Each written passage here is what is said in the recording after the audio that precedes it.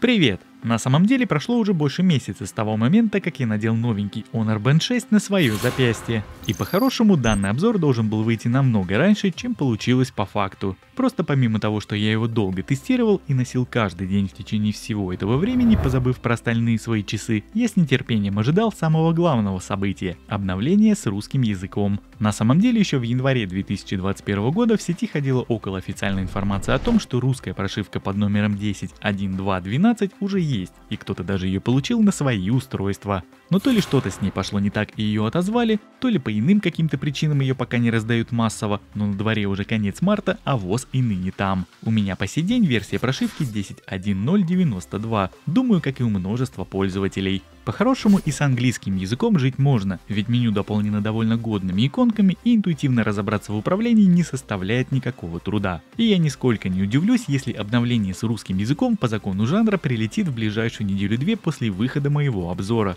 Так уже было с прошлым поколением браслета, когда в нашей стране магазин циферблатов был недоступен, и надо было ухитриться, чтобы его получить в своем приложении. Тогда в своем обзоре я посвятил этому целый раздел, а по итогу спустя время ребята из Honor взяли и все исправили. И те танцы с бубнами, которые я там описывал, оказались больше не нужны. Ну да ладно, все это лирика. Как я уже сказал, с английским меню вполне жить можно. И вот в очередной раз, третий год подряд, я готов констатировать тот факт, что Honor Band лучший фитнес-браслет. Да, он не без недостатков, но на фоне Mi Band, как по мне, он все же лучший. Заказал я свой браслет на Алиэкспрессе по цене около $36. Разумеется, это китайская версия, в которой по умолчанию все меню на английском языке. Внешне новый Honor Band очень похож на уменьшенную копию часов Honor Watch ES или Huawei Watch Fit. Последние, кстати, имеются в моем арсенале, и обзор на них есть на канале. Основная фишка нового браслета – это увеличенный размер экрана. Теперь его диагональ составляет 1,47 дюйма с разрешением 348 на 194 точки. И сам по себе он занимает около 85% всей лицевой поверхности. Разумеется, рамки никуда не делись, но они здесь очень тонкие в сравнении с конкурентами. Как по мне, это идеальное решение и прекрасное развитие подобного рода устройств. Скорее всего, в следующем поколении Xiaomi попробует сотворить нечто похожее, но в Honor это уже есть сейчас. На левой боковой грани капсулы тиснением нанесена надпись Honor, а на противоположной расположили физическую кнопку принудительной активации экрана и входа в основное меню. Стандартная активация экрана поворотом запястья также никуда не делась, а вот функции Always On Display, несмотря на AMOLED-матрицу, здесь нет. Дисплей сочный и красочный, для его подсветки доступно 5 степеней яркости, но лично мне вполне хватало и трешки. Что примечательно и немного расстроило, автояркость установить нельзя. Это особенно напрягает ночью, когда ложишься спать. Браслет прекрасно умеет считать сон, а фирменная технология True Sleep работает исправно и ничего лишнего не прибавляет. Также он не считает сон, когда находится не на руке. Вообще, несмотря на увеличенный размер, в сравнении с предыдущими поколениями и конкурентами в целом, спать в браслете удобно, ровно как и носить его на руке каждый день. Не понимаю людей, которые критикуют этот новый Honor за габариты. Лучше бы они так критиковали топорный Redmi Band. Все края в нашем устройстве скруглены и за одежду ничего не цепляется. В силу своей немного изогнутой формы сам браслет от руки не топорщится и прилегает максимально плотно.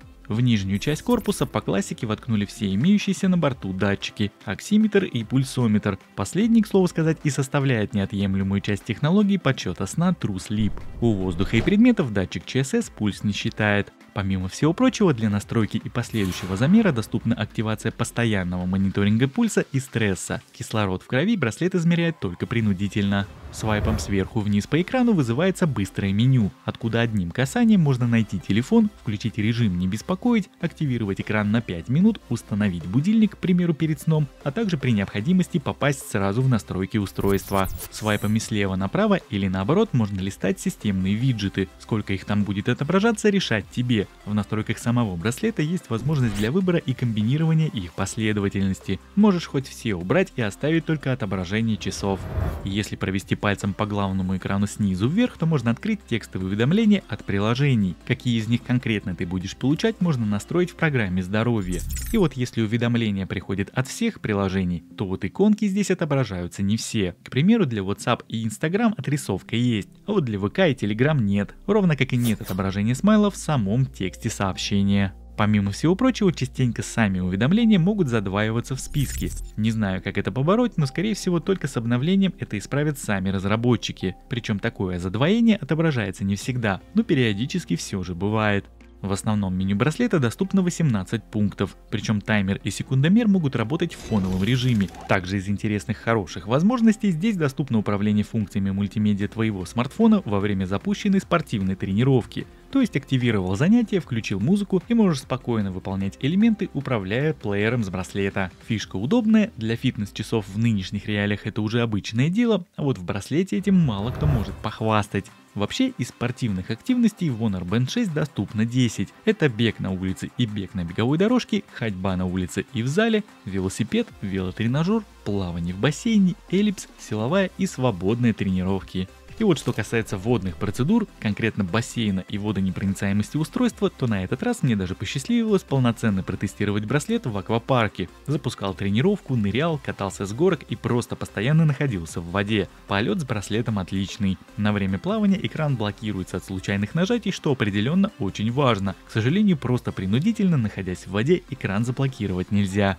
А вот функция автоопределения активности, как по мне, работает слишком тормознуто, особенно во время прогулки. Дело все в том, что несколько раз гуляя с сыном на улице, я замечал, что браслет предлагает включить тренировку ходьбы спустя чуть больше часа, как я этим уже занимаюсь. Не знаю, работает ли это на все активности, но в том же аквапарке он вообще ничего не определил сам, хотя из воды я почти не вылезал.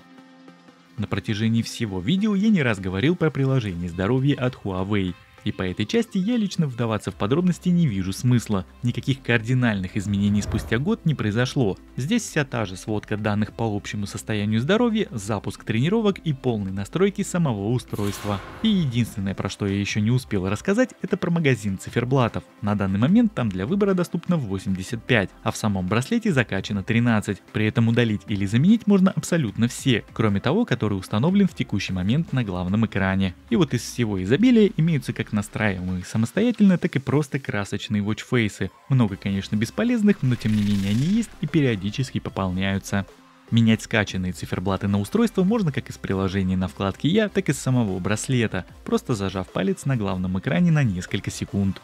В целом, что касается интерфейса, то он довольно плавный. Анимация прокрутки пунктов меню не страничная, а именно скролловая, как в полноценных фитнес-часах, что лично меня очень радует. По-хорошему, перед нами такой немного уменьшенный в размерах вариант Honor Watch ES, ведь модуля GPS в конструкции обоих этих гаджетов нет.